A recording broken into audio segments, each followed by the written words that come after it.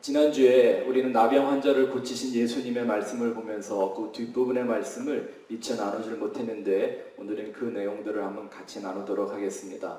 다시 한번 마태복음 8장 1절부터 4절의 말씀을 함께 봉독하시겠습니다. 예수께서 산에서 내려오시니 수많은 무리가 따르니라. 한 나병 환자가 나와 절하며 이르되 주여 원하시면 저를 깨끗하게 하실 수 있나이다 하거늘 예수께서 손을 내밀어 그에게 대시며 이르시되 내가 원하노니 깨끗함을 받으라 하시니 즉시 그의 나병이 깨끗하여진지라. 예수께서 이르시되 삼가 아무에게도 이르지 말고 다만 가서 제사장에게 내 몸을 보이고 모세가 명한 예물을 드려 그들에게 입증하라 하시니라. 아멘. 오늘 말씀의 제목을 한번 여러분들이 잘 보시기를 바랍니다. 제가 어떤 제목을 할까 참 고심을 많이 한 제목 중에 하나인데요. 우선 여러분들이 오늘 말씀의 그 주제와 핵심을 온전히 이해할 수 있기 위한 아주 직접적인 제목을 좀 써봤습니다. 그리스도인임을 증명하는 고통. 한번 같이 따라 읽어볼까요? 시작. 그리스도인임을 증명하는 고통. 다시 한번. 그리스도인임을 증명하는 고통. 무슨 얘기인지 금방 아시겠죠? 근데 제가 부제를 하나 만들어 놓고 이런 제목으로 할까 이것도 잘 기억이 나시면 좋겠다라는 생각이 들어서 제목을 하나 제가 부제를 적어봤는데요. 원래는 이렇게 할까 했었습니다. 아프니까 성도이다. 시작. 아프니까 성도이다. 지난주에는 우리가 이 나병 환자를 치유하신 예수님의 표적을 통해서 우선 나병이 상징하고 있는 그 죄의 본질이 무엇인지 알아보았습니다.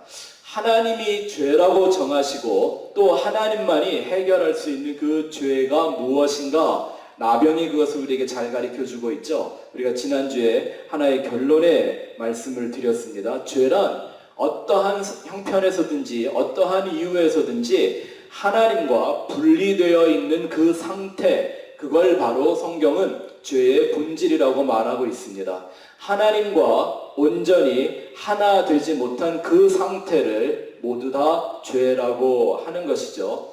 성경의 죄란 단순히 어떤 행위적인 문제가 아니라 하나님과의 영적 관계의 문제라는 것을 우리가 깊이 이해해야 합니다. 그래서 이 죄에 대한 회개라는 것이 단순히 겉으로 드러난 어떤 행위적인 죄들, 허물들, 그런 실수에 대한 반성이 아니라 하나님과 완전한 연합을 위하여 자기를 부인하고 자기 십자가를 지고 예수만 따라가는 그런 지속적인 방향 전환, 지속적인 궤도 수정, 그걸 바로 성경은 온전한 회개라고 말합니다. 그렇기 때문에 그러한 회개를 하며 살아가는 성도들에게 이 회개는 천성문 안으로 들어가는 그 날까지, 그 순간까지 멈추지 않는 것입니다. 아멘. 육신의 생명이 다하는 날까지 자기의 그 죄인된 하나님과 하나 되지 못함을 고백하며 그 완전한 연합을 위하여 십자가의 그 은혜를 정말 목말라 사모하며 구했던 사도 바울의 그런 삶이 바로 이런 진정한 회개의 표본인 것입니다. 하지만 어떤 선악의 행위적인 것을 죄라고만 생각하고 이렇게 하나님이 보시는 죄의 의미가 뭔지 모르면 진정한 회개도 할 수 없고 그냥 어설픈 개종을 통해서 교회를 다니면서 그거 가지고 자기를 옳게 여기는 사람들은 오히려 그 죄가 사라지는 게 아니라 그 죄가 안에서 작동하면서 그 영혼의 영적 감각을 다 마비시켜버립니다. 그게 우리가 지난주에 배운 내용이죠. 마치 나병 환자의 모든 말초 신경이 이 나균에 의해 감염되어서 인간의 몸으로 반드시 느껴야 하는 그러한 고통들을 느끼지 못하는 상태로 만들어 버리는 것입니다. 그러니 이 나병 환자의 치료는 눈에 보이는 겉사람, 이 몸이 깨끗해지는 것만이 아니라 그 안에 보이지 않는 고통을 느껴내는 모든 말초 신경이 치유되고 회복되어서 통증을 느낄 수 있는 상태가 되어야 그게 진정한 치유라고 할 수가 있는 거죠. 이 나병 환자뿐만 아니라 또 의식 불명에 빠져 있는 코마 상태에 있는 그 식물 인간이 되었을 때요, 그 환자의 깨어날 확률을 무엇으로 확인해 보는지 아십니까? 의사들이 그들의 손가락이나 발가락에 아주 심한 통증을 줘본다고 합니다. 근데 그 통증에 어떻게 반응하는지, 본능적으로라도 반응을 하는 걸 보면서 그 환자가 이 코마 상태, 의식 불명의 상태에서 깨어날 수 있는 확률이 얼마나 되는지를 점검해 본다고 합니다. 그러니까 나병이 걸려있는 그 환자라든지 코마 상태에 있는 환자의 어떤 보호자들이 정말 간절히 바라는 게 뭘까요? 그 사람이 고통을 느끼는 그 기능이 회복돼서 온몸 구석구석의 모든 고통을 느껴내는 걸 원하겠죠. 참 이상하죠. 고통 없이 사는 게 인간의 소망일진데 오히려 이런 사람들은 내가 빨리 그 고통이 내 몸에 돌아오기를 바라는 마음을 갖는단 말입니다. 여러분, 이런 고통에 대한 간절한 목마름, 바로 이것이 사실은 저로 하여금 십자가의 도가 무엇인지를 발견하고 추구하게 해준 결정적인 동기가 되었습니다. 여러분, 성경에는 예수님의 고통뿐만 아니라 하나님을 온전히 알았던 선지자들이나 사도들이 겪어야만 했던 많은 영적 고통에 대한 고백들로 가득합니다. 그런데 그러한 고통들을 보면서 저는 어느 날 제 안에 왜 나에게는 이러한 고통들이 느껴지지 않는가라는 생각을 하게 되었습니다. 나도 분명히 그 하나님을 믿고 어쩌면 그 선지자들, 사도들이 살아갔던 그 시대보다 더 악하고 타락한 시대에 태어나 여전히 부패한 타락한 육신 안에 살고 있는데 왜 내 안에는 그 선지자들이나 사도들이 경험했고 고백했던 그러한 고통들, 그런 영적인 아픔들이 느껴지지 않고 있는가? 하나님의 어떤 그 상한 심령을 아는 건 고사하고 왜 나에게는 다윗이 그렇게 하나님 앞에 부르짖었던 그러한 슬픔들, 혹은 솔로몬 왕이 얘기했던 그런 인생에 대한 한숨들, 예레미야가 흘렸던 그 많은 눈물들, 바울과 같이 아직도 자기 안에 존재하고 있는 그 죄에 대한 고통이 만들어내는 이런 처절한 절규가 왜 내 안엔 없는지 저는 그게 갑자기 두려워지기 시작했습니다. 로마서를 읽어보면 사도 바울은 이 모든 피조물들, 우리가 미물이라고 말하는 이 피조물들조차도 탄식하고 있다고 했는데 왜 내 안에는 그 정도의 탄식도 없는가? 제 스스로 이거 혹시 내가 가짜 아닌가? 내가 정말 하나님을 믿고 안다는 건 혹시 나 혼자의 착각이고 기만 아닐까? 도대체 나는 뭐가 문제인가? 라는 생각을 심각하게 하는 때가 있었습니다. 물론 그때도 저는 열심히 교회에서 일하고 있는 때였습니다. 소위 거룩한 고통이라는 주제로 성도들을 가르치기도 하고 찬양이나 기도회를 인도하면서 마치 내가 그 고통을 아는 사람이냐 흉내도 내보고 했지만 그런 진정한 영적 고통이 내 안에 사실 실제가 아니라는 건 내 스스로가 너무나 잘 알고 있었기 때문입니다. 저는 그때부터 마치 이런 나병 환자가 자기 몸에서 고통이 느껴지기를 소원하는 것처럼 코마 상태에 빠져있는 사람들이 고통을 느끼는 그 신경이 살아나 돌아오기를 바라는 심령처럼 그러한 영적 고통이 내 안에 회복되고 느껴지기를 간구하고 소원하기 시작했습니다. 그러면서 제가 제일 먼저 발견한 게 뭔지 아십니까?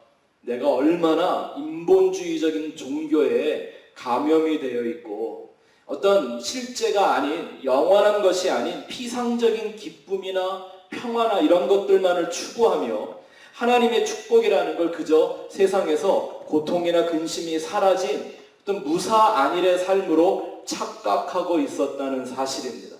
그래서 정신을 차리고 깨달은 것이 뭐냐면 이 십자가의 복음이라는 것은 고난 인생을 살아가는 사람들에게 그런 고통에 대한 진통제가 아니라 오히려 하나님의 나라에 들어가기 위하여 영원에 있다라는 걸 깨닫게 하기 위하여 하나님과 하나 되기 위하여 반드시 인생들이 느껴야만 하는 그 영적인 고통을 일깨워주고 회복하게 만드는 것임을 알게 되었습니다.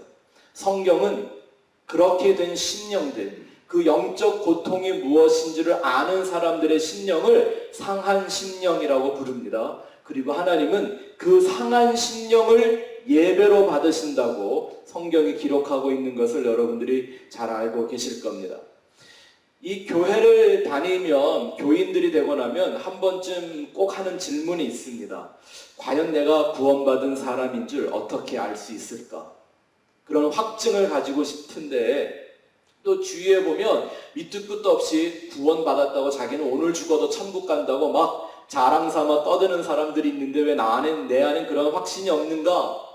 이런 것들이 좀 두려우면서 내가 과연 하나님을 향해 거듭난 영혼이 되었는지, 아니면 비록 아직은 내가 부족하고 연약한 부분이 많다 하더라도 그 나병 환자가 죄에서 치유받고 회복되어 구원을 완성하는 하나님의 자녀의 삶을 살아가고 있는 것처럼 내가 이제 하나님을 향하여, 그 영원한 나라를 향하여 성장하고 있는 산자인지를 어떻게 확인할 수 있는가? 이런 질문들을 하죠. 어쩌면 지금도 여러분 안에 이런 질문들을 갖고 있는 분들이 계실 겁니다.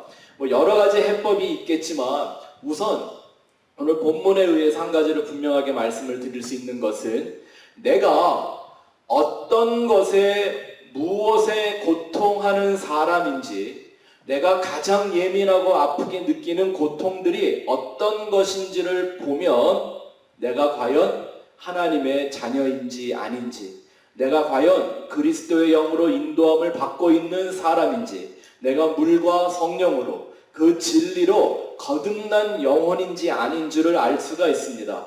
왜냐하면 그 고통이 하나님이 우리에게 약속하신 구원의 약속 중에 하나이기 때문입니다.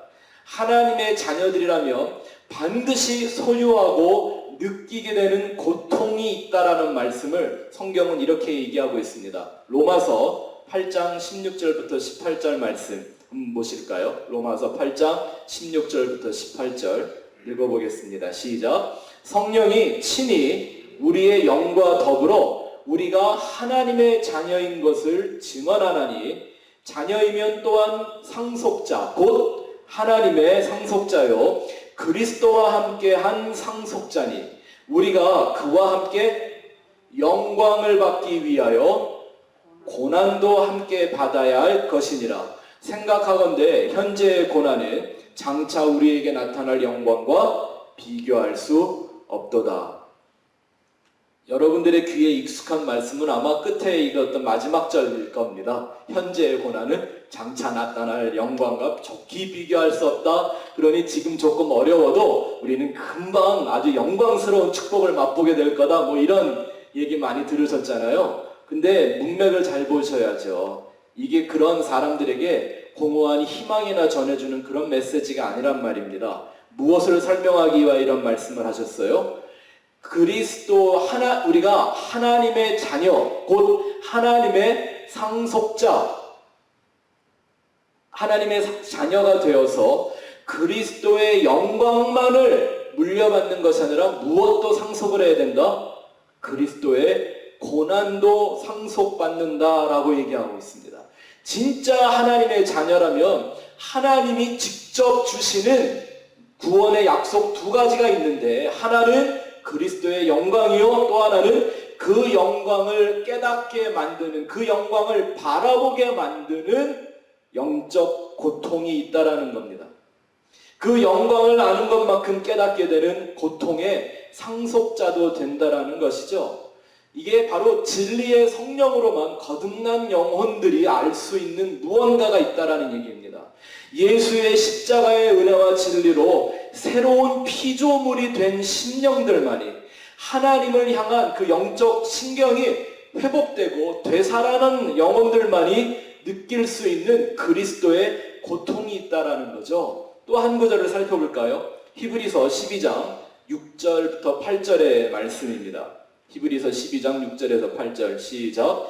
주께서 그 사랑하시는 자를 징계하시고 그가 받아들이시는 아들마다 채찍질하심이라 하였으니 너희가 참음은 징계를 받기 위함이라. 하나님이 아들과 같이 너희를 대우하시나니 어찌 아버지가 징계하지 않는 아들이 있으리요. 징계는 다 받는 것이여늘 너희에게 없으면 사생자요 친아들이 아니니라. 아멘. 이 말씀을 보니까 하나님의 자녀들만이 받고 알 수 있는 아버지의 채찍질 같은 징계가 있다고 합니다. 더 무서운 것은 그러한 징계가 없으면 그는 사생자요 아들이 아니다라고까지 합니다. 바꿔 말하면 하나님께서 징계하시는 그 고통이 무엇인지를 모르는 이들은 하나님의 아들이 아니라는 뜻도 되는 것이죠. 이렇게 성경은 성도들에게 어떤 고통이 없는 삶을 약속한 적이 없습니다. 오히려 진정 인생의 그 영혼을 일깨워내는 그 영적 고통을 소유하고 예수 그리스도의 고통을 공유할 수 있는 그러한 심령으로 만들어가는 것이죠. 그래서 예수님이 오시자마자 설교하신 팔복의 말씀에 보면 첫 번째가 뭐예요? 심령이 가난한 거예요. 가난도 고통의 한 가지이죠. 또 뭐라고 하셨어요? 애통하는 자가, 지금 우는 자가 복이 있다 하셨습니다. 슬픔도 고통의 하나이죠. 의를 위하여 세상으로부터 미움과 핍박을 받는 자가 복이 있다고 그랬습니다. 누군가에게 미움을 받는 거, 누군가에게 핍박받는 거, 이것도 고통이죠. 누군가 내 눈에 보이지 않아도 나를 미워한다는 사실을 알면 그게 얼마나 고통스럽습니까? 우리는 가끔 연예인들이 자살하는 얘기를 보는데 그 이유 중에 하나가 뭐예요? 그 사람을 미워하는 사람들의 댓글들 때문에. 아니, 나하고는 상관도 없는 사람들이잖아요. 일면식도 없는 사람들이 나에 대해서 자신들의 어떤 미운 마음, 감정들을 쏟아냈다고 그거에 상처받아 자살을 해요. 그게 하나의 고통의 일종들이기 때문이죠. 근데 하나님의 자녀들은, 천국을 향해 나아가는 예수의 성도들은 바로 이러한 가난, 이러한 슬픔, 이러한 핍박, 이러한 미움을 받게 될 거라고, 그것이 축복이라고 예수님이 말씀해 주셨습니다. 그리고 예수님 스스로 그런 모든 하나님의 아들들의 대표, 모든 성도의 대표가 되셔서 친히 그 고난의 길을 신실하게 걸어가셨고 모든 성도들로 하여금 그 길을 따라오라고 말씀하셨습니다. 그 길을 바로 성경은 십자가의 길이요 생명의 길이라고 말하는 거죠. 오늘 여러분들에게 사실은 굉장히 내용이 깊고 많은 내용이지만 우리가 제일 먼저 기본적으로 좀 알고 있고 내가 내 마음을 다하여 경험하고 맛보고 추구해야 될 진정한 영적 고통 세 가지를 여러분들에게 말씀드리려고 합니다. 첫 번째는 예수님이 겪으신 고통을 맛보는 것입니다. 두 번째는 예수님을 따르는 그 고난이 무엇인가를 알아야 합니다. 그리고 세 번째는 예수님과 하나 되기 위한 그러한 고난은 또한 무엇인가. 이것이 우리 성도들이 가장 집중해야 될 영적 고난의 내용들이죠. 한번 A부터 한번 보겠습니다. 예수님이 먼저 겪으신 그 고난의 내용들, 우리는 여기서부터 영적 고통의 얘기를 시작해야 합니다. 진정한 영적 고통이 무엇인가를 알려면 예수님이 겪어야만 했던 그 고난을 이해하는 것부터 시작해야 하죠. 예수님의 삶은 그 자체가 고통의 연속이었습니다. 한번 생각해 보시기 바랍니다. 창조주이신 그분이 이 피조물의 몸 속에서 시간과 공간의 제한을 받으며 사는 것, 그게 그분에게 신나고 재미있는 일이었을까요? 제가 선교 여행을 하면서 특히 중국에 가면 이렇게 시골 깊은 데로 들어갈 때가 있습니다. 그러면요, 이 중국도 이제는 많이 발전해서 도시에 있으면 괜찮은데 시골로 들어가면 아직도 어떤 문화 시설들이 잘 갖추어지지 않은 곳들이 많습니다. 그러니까 애나 어린애나 할 것 없이 그 막 불편함이나 고통을 호소합니다. 음식도 입에 안 맞죠? 뭐 입에 안 맞는 건 둘째치고 음식을 꺼내 놓는 식기들이 우리 같으면 도저히 밥을 말아 먹을 수 없는 그런 데다 밥을 해서 주기도 하고요. 화장실이 어디 있습니까? 그냥 여기가 화장실, 그럼 거기가 화장실인데요. 그러고 살죠. 잠자리도 얼마나 불편해요. 침대에는 꼭 마련을 해줍니다. 근데 침대를 그냥 나무떼기로 짜갖고 거기서 그냥 그 보자기 같은 거 하나 깔고 그냥 자는데 뭐 그게 무슨 침대 의미가 있습니까? 그러면 그렇게 불편함과 어떤 그 고통을 하소연하는 사람들에게 제가 이런 말을 한번 툭 던져봅니다. 우리가 좀 발전된 생활을 좀 해보았다고 이런 정도에 와서 여기 사람들은 이렇게 편하게 아무 문제 없이 살고 있는 환경들을 보고 불편하다고 고통하다고 한다면 예수님이 이 인간의 몸속에 계실 때 그의 고통은 얼마나 더 했겠느냐라는 얘기를 하면 오늘날까지 누구 하나 입을 열지 않습니다. 이를테면 그런 간단한 예수님의 고통부터 시작해서 역시 우리가 생각해야 할 예수님이 겪어야 했던 고통의 클라이맥스는 십자가이죠. 그저 그 십자가 형벌이 주는 육체적 고통만을 말하는 것이 아닙니다. 물론 그 육신이 겪어야만 했던 그 고통 또한 보통 사람으로서는 상상조차 하기 힘든 어려운 그런 고통이지만 인생이라면 헤아릴 수도 없는 최고의 고통의 순간이 예수에게 있었습니다. 무엇이죠? 아버지와 잠깐의 순간만이라도 분리되는 것이었습니다. 아버지 하나님과의 그 연합이 잠깐만이라도 끊어지고 파괴되는 것이었습니다.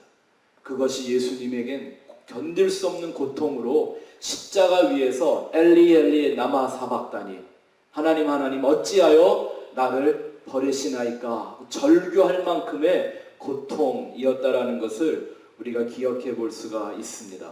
왜냐하면 하나님과의 그 단절, 그것이 바로 죄의 본질이고 그것이 바로 죄의 저주이기 때문인 것입니다.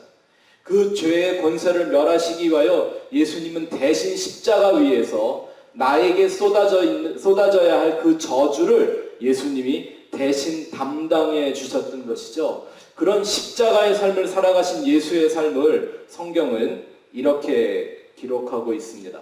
히브리서 5장 7절부터 9절 말씀을 한번 같이 볼까요? 히브리서 5장 7절부터 9절 시작. 그는 육체에 계실 때에 자기를 죽음에서 능히 구원하실 이에게 심한 통곡과 눈물로 간구와 소원을 올렸고 그의 경건하심으로 말미암아 들으심을 얻었느니라. 그가 아들이시라도 받으신 고난으로 순종함을 배워서 온전하게 되었은지 자기를 순종하는 모든 자에게 영원한 구원의 근원이 되시고.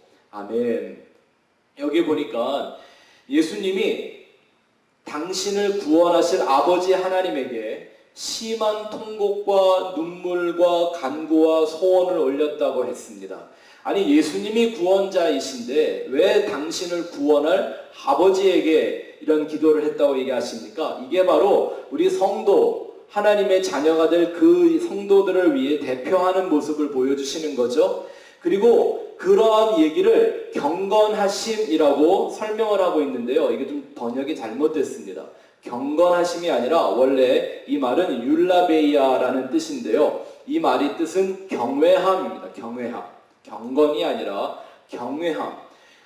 경외함이라는 건 하나님을 향한 그 신앙의 핵심을 경외, 영적인 두려움, 이런 것으로 표현하는 말이죠. 근데 그 예수님 안에도 있었던 하나님을 향한 경외함의 내용이 뭐였냐면 심한 통곡과 눈물과 간구와 소원이었다고 하는 것입니다. 이것이 성도들이 그리스도의 영광뿐만 아니라 성도들에게 상속되어지는 그리스도의 고난이라는 것이죠. 그래서 사도 바울과 같은 성도는 이 영적 고난을 깨닫고 이해하고자 몸부림쳤던 것을 알 수가 있습니다.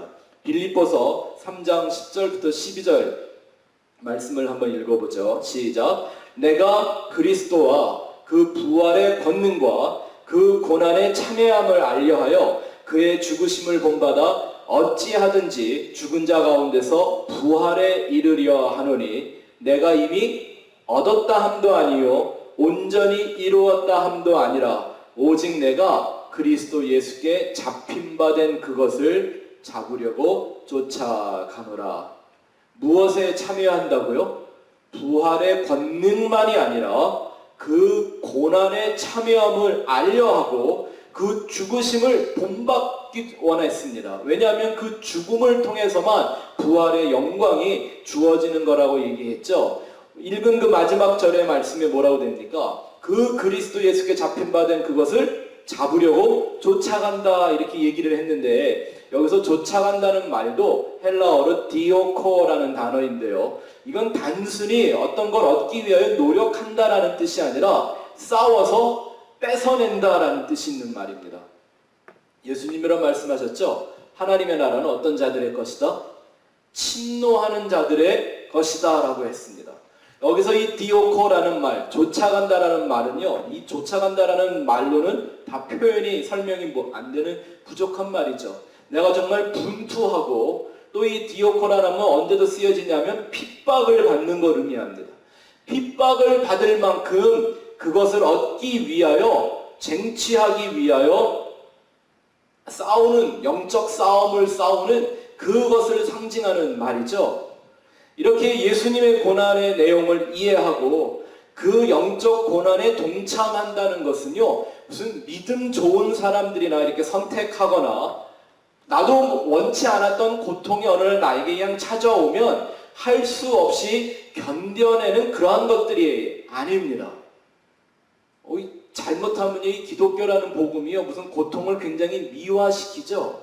네? 그건 사실 고통하고 있는 자기 자신의 자존심 살리기 위해서 그런 말을 하는 거지, 그건 성경적인 내용들이 아닙니다. 이러한 영적 고통, 그 십자가의 고통에 참여하는 것은 부활의 영광을 얻기 위하여 예수를 따르겠다고 하는 모든 이들이 분투하며 쟁취해야 되는 필수적인 내용이라고 사도 바울의 삶을 통하여 우리에게 잘 가르쳐주고 있는 것이죠. 우리는 이렇게 예수를 믿는다고 하면 그 예수의 영광뿐만 아니라 예수의 고난이 무엇인가를 알고 그것을 공유하려고 하는 영적 심령이 되어야 합니다. 또 B에 가서 볼까요? 우리가 이해해야 되는 두 번째 영적 고통의 부분은 예수를 따라가는 고난입니다. 그냥 예수를 바라보고 있는 정도, 예수에 대하여 말할 줄 아는 삶 정도가 아니라 말 그대로 예수가 가신 그 길을 따라가는 삶의 고난이 있습니다. 세 가지로 나눠볼 수가 있는데, 첫 번째는 자기 부인이라는 겁니다.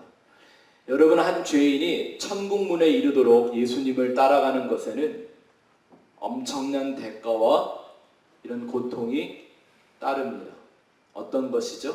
자기 부인이라는 고통입니다. 정말 자기 부인을 내 안에서 이루어내기 위하여 몸부림쳐보지 않은 사람들은요, 이러한 고통이 말로는 들려도 마음이 이해하지는 못합니다. 오늘날 기독교가 이걸 잃어버렸습니다. 예수님을 따라가기 위해서 첫 번째는 반드시 자기 부인이 있어야 한다라는 것. 예수님이 언제 이 말씀을 하셨습니까? 예수님은 이제 교회를 세우시겠다고 말씀하시고 십자가의 길을 가신다고 얘기했더니, 그 십자가의 길을 막아서고 예수님의 십자가의 고통을 회피하려고 하는 베드로를 사탄이라고까지 부를 만큼 분노하시면서 선포하신 말씀이 이 말씀이죠. 네? 예수님이 웃는 얼굴로 친절히 사람들을 초청하는 분위기로 하신 말씀이 아니란 말입니다. 사탄아, 너는 내 뒤로 물러가라. 너는 나를 넘어지게 하는 자로라고 분노하시면서 하신 말씀이, 아무든지 나를 따라오려거든 먼저 자기를 부인하고 자기 십자가를 지고 나를 따라오라고 하셨던 그 예수의 모습을 절대 잊지 말아야 합니다. 여러분, 그렇다고 예수님의 제자들이 정말 자기를 부인하고 따라갔나요? 그렇지 않았죠. 이 제자들이 늘 책망을 받았던 부분이 뭡니까? 왜 너희는 아직도 깨닫지 못하느냐? 여전히 자신들의 욕망을 버리지 못하고 하나님의 나라를 그저 지상 왕국으로 착각하고 자기들끼리 계급놀이를 했던 사람들이었습니다. 십자가에 대한 말씀을 예수님이 그렇게 많이 했건만 정작 예수님이 그 십자가를 지고 가시는 그 길에선 모두가 외면하고 돌아섰었습니다. 그랬던 그 제자들이 언제부터 다시 예수님을 진정 따르게 되던가요? 부활의 예수님을 다시 만난 후입니다. 다시 말하면 그 부활하신 예수 그리스도를 통하여 십자가에 대하여 배신했던 자기들의 모습, 자기들의 그 죄성, 자기들의 그 불신앙을 절감한 후 정말 버리고 싶고 죽이고 싶을 정도로 자기 자신에 대한 실망과 절망을 다 겪고 나면 그들이 그 예수를 온전히 붙들기 시작했습니다. 사람은 자기의 죄인됨이나 그 결과를 모르면 자기를 부인하는 삶을 사는 게 아니라 오히려 자기를 위해서 자기만 붙들고 모든 것을 예수의 이름까지라도 하나님의 전지전능하신 그 능력까지라도 자기를 위해 이용할 뿐 절대 십자가의 길을 가지 않습니다. 그런 내용들은 기독교가 아닙니다.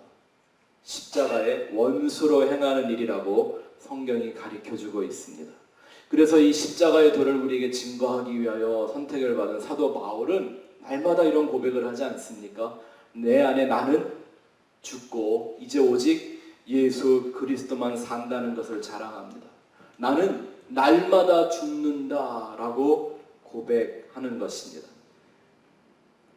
자기의 그 죄인됨과 허물을 온전히 깨달은 사람들만이 기쁨과 평강 가운데 고백할 수 있는 죄인됨의 고백입니다. 근데 어찌된 게 오늘날의 교회들은, 오늘날의 교인들은 이런 죄에 대한 고백이 없습니다. 자기의 허물들을 오히려 감추려고까지 드러내지 못합니다. 체면과 교양으로 자기를 다 감추고 삽니다. 거기엔 절대 온전한 회개가 이루어질 수가 없는 것이죠. 또 예수님을 따라가기 위해서 성도들에게 주어지는 그 고통이 있는데 그게 바로 자기의 십자가라는 고통입니다. 여러분 늘 말씀드렸지만 이 십자가라는 것, 자기 십자가라는 걸 어떤 그 자기 인생에 풀리지 않는 숙제나 그런 문제들을 말하는 거 아닙니다. 그런 건 십자가를 오히려 모독하는 얘기죠. 이 진정한 십자가란 그 하나님의 영원한 구원의 언약을 담고 있는 그 은혜와 사랑을 말하는 것입니다. 그 은혜와 사랑은 언제나 하나님의 백성들이라는 교회를 향하게 됩니다. 여기서 제가 말하는 교회는 우리가 지난 화요일에도 공부한 것처럼 조직적인 교회가 아니라 존재로서의 교회를 말하는 겁니다. 아멘.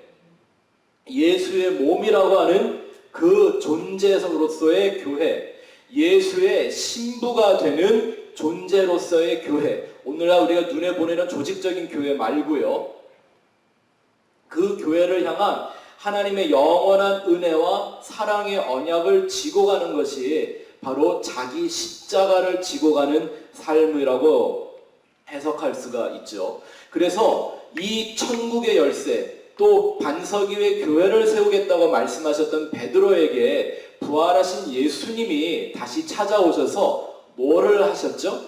예수님 그에게 질문하십니다. 네가 나를 사랑하느냐? 라고 말할 때 베드로의 고백을 통하여 예수님이 끊임없이 하신 말씀이 뭡니까? 네가 정말 나를 사랑한다면 내 양을 먹여라, 내 양을 치라, 내 어린 양을 인도하라고 얘기하십니다. 여기서 말하는 그 양은 뭘 의미하는 걸까요? 하나님의 백성들인 교회를 얘기하는 것이지 않습니까? 그래서 정말 복음이 아는 사람들이라면 우리가 눈에 보이는 조직화되어 있고 시스템화되어 있는 이런 교회가 아니라 정말 하늘을 향하여 예수 그리스도라는 말을 위하여 존재하는 그 교회에 대한 목마름과 사랑과 그것을 이루어내기 위한 영적 고난을 짊어지고 간다라는 내용이 바로 자기 십자가의 내용입니다. 골로새서 1장 24절 말씀을 한번 같이 읽어보죠. 시작. 나는 이제 너희를 위하여 받는 괴로움을 기뻐하고 그리스도의 남은 고난을 그의 몸된 교회를 위하여 내 육체에 채우노라. 아멘. 아멘. 아멘. 여러분, 이 얘기는요, 무슨 교회에 일을 할 게 참 많은데 교회가 뭐 이런 프로그램도 해야 되고 저런 사역도 해야 되고 뭐 이런 거였는데 일꾼이 모자라서 뭐 한 명이 100명의 일을 하는 이런 거 고난 말하는 거 아닙니다. 오해하지 마시기 바랍니다. 뭐 많은 사람들이 그런 거 두려워하죠. 개척교회 그러면 개척교회는 재정적으로 좀 어려우니까 그런 데 가면 우리가 서로 재정적인 그런 부담을 좀 좋은 말로 고통 분담을 하면서 이렇게 해야 된다고 막 생각을 하는 이런 얘기하는데 지금 이 말은 그런 말 아닙니다. 교회는 돈으로 세워지지 않습니다. 진짜 교회는 사람들을 만족시키는 시스템이나 프로그램이나 조직으로 만들어지는 게 아니더라는 거죠. 진짜 교회는, 예수의 몸이 될 수 있는 교회는 그 예수라는 온전한 복음으로만 세워집니다. 아멘. 저는 무형교회를 주장하는 사람은 아닙니다. 하지만 교회의 본질을 소원하는 사람입니다. 예수님께서 스스로 반석 위에 세우시겠다고 하는 그 교회가 우리 안에서 이루어지기를 원하는 것이지, 남들에게 자랑하고 싶고 남들이 부러워하는 그런 조폭집단 같은 그런 마피아 같은 교회를 세우는 걸 원하는 사람 아닙니다. 그렇기 때문에 오히려 그들 속에는 그리스도가 십자가의 길을 가면서까지 세우려 하셨던 그 교회에 대한 영적인 고난, 그 아픔이 무엇인가를 이해할 수 있는 사람이 되어 나도 그 고난을 내 몸에 채우며 그 교회를 위하여 수고한다고 얘기하며 그 괴로움을 오히려 기쁨으로 여긴다는 사도 바울의 고백이 있어야 하는 것입니다. 세 번째는 예수님을 따라가는 사람들에게 주어지는 고통이 있다면 세상과의 갈등입니다. 이제 여러분들도 서서히 느끼고 있는 것인데요. 정말 예수의 복음을 십자가의 은혜와 진리 그대로 믿는 사람들은요, 이 세상들과의 갈등을 절대 두려워하면 안 됩니다. 사람과의 갈등을 두려워해서는 안 됩니다. 그럼 기독교의 역사를 살펴보면 예수를 정말 잘 믿은 사람들은요, 이 세상이 도무지 불편해하여 견딜 수가 없어서 죽여버리고 싶을 정도의 사람으로 여겼습니다. 그게 정상 아닐까요? 그래서 기독교의 역사는 예수 그리스도의 피 묻은 발자취를 따라가는 순교자들의 피를 타고 흐르고 있는 겁니다. 오늘날 기독교 안에 이러한 영적 고통을 마비시키는 나균과 같은, 문둥병과 같은 사상들이 있죠. 이런 얘기 참 많이 합니다. 세상과의 원활한 소통을 하는 그리스도인, 무슨 세상을 리드할 만큼의 소통과 포용을 강조하는 이런 생각들, 답답하죠? 여러분 생각해 보세요. 예수님은 우리와 같은 인생을 이 세상으로부터 구원해 내시려고 십자가를 치셨는데 어찌 오늘날 교회는 그 세상을 품으려고 합니까? 예수는 그 세상에 의하여 맞아 죽으셨는데 오늘날 교회는 그 세상을 친구로 만들고 싶어 하고 있습니다. 예수님은 반드시 그 세상이 너희를 내 이름 때문에 미워할 거라고 말했는데 오늘날 교회들은 세상과 화해하고 타협하려고 정말 별짓을 다 합니다. 세상과의 갈등을 두려워하기 때문입니다. 사람과의 갈등을 두려워하기 때문입니다. 좀 우리가 알 수 있는 쉬운 말로 바꾸면 이런 거죠. 왕따가 되기를 싫어하는 겁니다.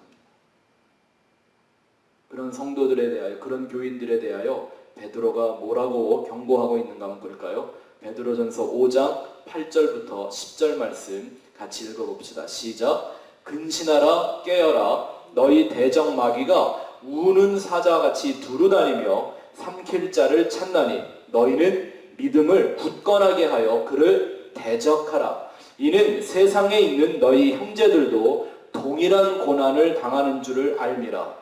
모든 은혜의 하나님 곧 그리스도 안에서 너희를 부르사 자기의 영원한 영광에 들어가시게 하시니가 잠깐 고난을 당한 너희를 친히 온전하게 하시며 굳건하게 하시며 강하게 하시며 털을 견고하게 하시니라. 아멘. 정말 믿음의 사람들만이, 진리의 사람들만이 당하는 고난이 있다고 베드로가 말합니다. 하지만 바로 그러한 고난이 그 성도들을 온전케 하고 굳건하게 하고 강하게 하며 이 진리의 털을 견고하게 한다고 얘기하셨습니다. 예수님은 평화의 왕으로 이 세상에 오셨습니다. 성탄절마다 우리는 그런 얘기를 참 많이 하죠. 근데 예수님이 주기 원했던 그 평화는 세상과의 평화이거나 혹은 멸망받을 지옥 자식들과의 평화가 아니었습니다. 그래서 예수님 하신 말씀이 내가 너희에게 화평을 주러 온 줄을 생각하지 말라, 검을 주러 왔다. 내가 너희에게 주는 평화는 세상이 주는 것과 같지 않고 내가 너희에게 주는 평화는 불과 같을 것이다. 그러면서 말하기를 시어머니가 며느리를 아버지가 자식을, 형제가 형제를 죽는 데 내어주는 일이 생길 거라고 말씀하셨습니다. 가족들 안에 불화가 일어날 거라고 말씀하셨고 그 가족들이 원수가 될 거라고 얘기하셨습니다. 뭐라고 하셨어요? 원수가 어디에 앉아있다고? 꼭 밥상머리에 앉아있다고 얘기했습니다. 여러분, 이 우리가 살고 있는 세상이란 복음을 소유한 성도들에게 그런 고통의 무대입니다. 예수님이 먼저 겪으셨고 사도들이 걸어갔던 그 환난을 맛보는 자리라는 것 우리가 잊지 말아야 합니다. 요한복음 16장 33절 같이 읽어보죠. 시작. 이것을 너희에게 이르는 것은 너희로 내 안에서 평안을 누리게 하려 함이라. 세상에서는 너희가 환난을 당하나 담대하라. 내가 세상을 이기었노라. 아멘. 세상에서는 환난을 당할지언정 예수 안에서 누리는 평안을 얻게 하시는 것이 우리 하나님의 구원의 섭리라고 여기 말씀하고 있습니다. 그걸 위하여 예수님이 이 땅에 오셔서 죄와 싸워 이기셨다고 성경이 말하고 있는데 우리는 지금 그 세상을 이기고 또 이기려 하고 있습니까? 아니면 그 갈등이 무섭고 두려워 그 세상에 굴복하고 있습니까? 여러분, 이 말씀을 잘 귀에 담아두시기를 바랍니다. 하나님은 당신을 통해 세상을 변화시키려 하는 것이 아니라 이 세상을 통해 당신을 변화시키기 원하십니다. 다시 한번 말씀드릴게요. 하나님은 우리 성도를 가지고 이 세상을 변화시키는 것이 목적이 아니라 하나님은 세상을 도구로 삼아, 세상을 용광로 같은 도구로 삼아 성도를 변화시키기를 원하시는 겁니다. 오늘날 개신교가 이걸 착각하고 있죠. 그래서 십자가의 원수의 길을 가고 있는 것입니다. 마지막 세 번째 우리 성도들이 이해해야 되는 하나의 고통은 바로 이제 예수와 하나 되기 위하여 느낄 수밖에 없게 되는 그 영적 고통입니다. 여러분, 예수와 영적으로 연합하려고 하는 성도들의 삶 속엔 반드시 시험이 부어집니다. 그 시험이 마귀의 유혹일 수도 있고 그 시험이 하나님의 연단일 수도 있고 그 시험이 이 세상이 주는 시련일 수도 있습니다. 어느 것이든 상관이 없습니다. 어느 것이든 마찬가지입니다. 하나님이 부르신 그 한 영혼을 완전히 소유하시기 위하여 그렇게 거룩하게 하시고 완전하게 하시고 의롭게 하시기 위하여 그의 삶 속에는 반드시 시험이 주어집니다. 어느 만큼이었는지 아십니까? 하나님이 아브라함이라는 그 믿음의 사람 하나를 만들어내시고 아버지 하나님의 마음을 가진 완전한 자로 세우기 위하여 어떠한 시험까지 주셨죠? 이삭을 번제로 토막을 내서 불에 태워 내게 바쳐라 그랬습니다. 뭐 때문에요? 하나님으로 가득 차 있어야 될 아브라함의 마음속에 누가 살기 시작했어요? 이삭이 살기 시작했습니다. 그 이삭이 누구죠? 이삭이 뭐 아브라함이 어디서 주워온 건가요? 자기 힘으로 만들어낸 건가요? 아니요. 하나님이 기적적으로 약속해서 주신 선물이었잖아요. 그런데도 불구하고 하나님은 그 이삭까지도 내게 바쳐라. 뭐 때문에요? 하나님이 아브라함의 완전한 소유자가 되기 원하셨기 때문입니다. 예수와의 영적 연합을 최고의 목적으로 삼는 성도들만이 깨닫고 경험하고 고백하게 되는 영적인 고통의 내용들이 있습니다. 마지막으로 빌립보서 3장 7절부터 9절 말씀 보겠습니다. 같이 읽어볼까요? 시작. 그러나 무엇이든지 내게 유익하던 것을 내가 그리스도를 위하여 다 해로 여길 뿐더러 또한 모든 것을 해로 여김은 내 주 그리스도 예수를 아는 지식이 가장 고상하기 때문이라.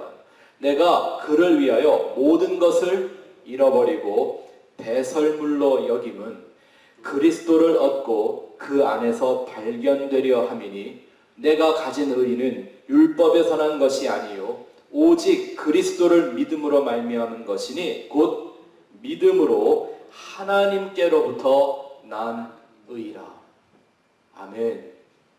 하나님이 나에게 당신의 의를 쏟아 부어주면서 내 안에 있는 불의, 죄, 악, 거짓 이 모든 것들을 드러내시고 그 정체를 폭로하시며 그것을 몰아내는 데는 반드시 우리 인생이 겪게 되는 영적인 고난들이 있습니다. 그 고통을 깨닫지 못하면 예수를 믿는다고 하면서도 너무나 많은 사람들이 그냥 자기 연민에 빠져버리고 맙니다. 자기 연민은 자기 부인에 반대되는 말입니다. 그 안엔 절대 하나님의 의가 영광을 드러낼 수가 없습니다. 이렇게 성도들은 예수의 고통에도 참여함으로 예수 그리스도의 삶을 이 땅에서 살아가게 되어 있습니다. 그래서 성도를, 교회를 예수의 몸이라고 하는 겁니다. 저희는 이 교회나 이 성도가 타이틀만 몸인 교회가 아니라 우리의 삶이 예수님의 몸이 되는 그런 교회요. 예수 그리스도의 몸으로 겪어야 했던 그 고난의 의미가 무엇인지를 내 안에서 일깨워낼 수 있는 성도들 되시기를 축원합니다. 그 믿음을 가지고 사는 사람들이 어떤가 히브리서 말씀에 잘 나와 있는데요. 히브리서 11장은 우리는 믿음의 전당이라고 말하죠. 믿음으로 살았던 사람들의 얘기가 쭉 나옵니다. 그러면서 마지막 부분에 가서 뭐라고 얘기하는지 아십니까? 이런 사람들은요, 매 맞고 돌에 두들겨 맞고 죽을 만큼 고통을 당하고 굶주리고 가난하고 핍박을 당하며 톱에 키게 되고 칼에 맞아 죽으며 이런 삶을 스스로 걸어갔다고 얘기하면서 이러한 믿음의 사람들은 절대 이 세상이 감당하지 못한다라는 설명을 달아놓습니다. 이것이 우리 성도들의 삶의 목적이 되어야 하지 않겠습니까? 여러분 삶 속에 내가 무엇에 아파하며 무엇에 고통하며 살아가야 하는지를 잘 기억하시며 우리가 죄를 상징하는 그 나병으로부터 그 문둥병으로부터 고침받은 그런 진정한 성도의 모습이 우리 안에서 온전히 드러날 수 있게 되기를 소원합니다.